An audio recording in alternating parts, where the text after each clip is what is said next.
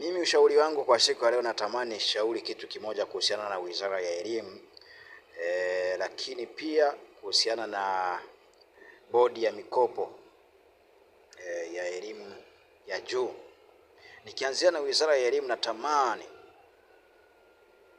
kama taasisi, mzazi ama mlezi amedharau moja kwa moja huku mwanzoni kwamba mimi mtoto wangu aweza akasomea kwenye hizo shule za serikali, akasema mtoto wangu anasomea shule za binafsi, akitakapokuwa amefika ngazi ya juu asitusumbue huku kwenye kuomba bumu. Na naomba hilo mlizingatie, achana naye. Kama mtu, kama taasisi, kama ni mashirika yamemsaidia kuanzia kindergarten huko, sijui nursery, sijui primary, sijui O level, sijui high level, amefika chuo kikuu, wanashindwa kumsaidia nini pale ili akamalizia mpaka aanze kusumbuana na hawa vijana wetu ambao ni kwenye familia za maskini huku, ambao wanajitafuta, ambao walikiri maisha yao kwamba mimi mtoto wangu anabidi asome huku kwa sababu ndivyo nilivyo.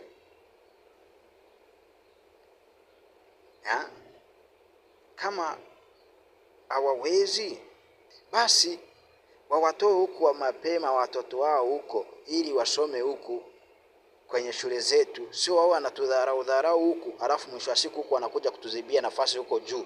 Hapana, hii haijakaa sawa.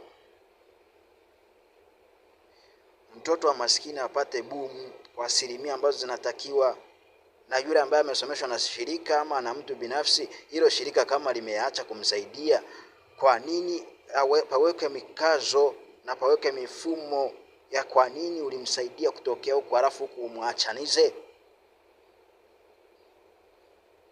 Tukifanya hivi tutakuwa na taifa lenye maana.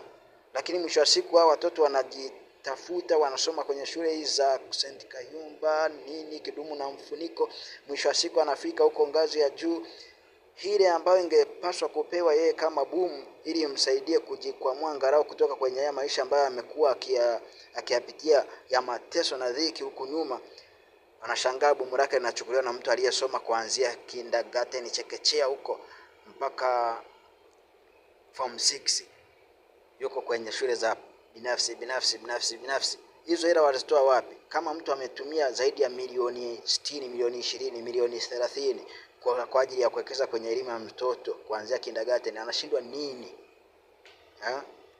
kumalizia mtoto huyu akamaliza chuo kikuu na degree na nini?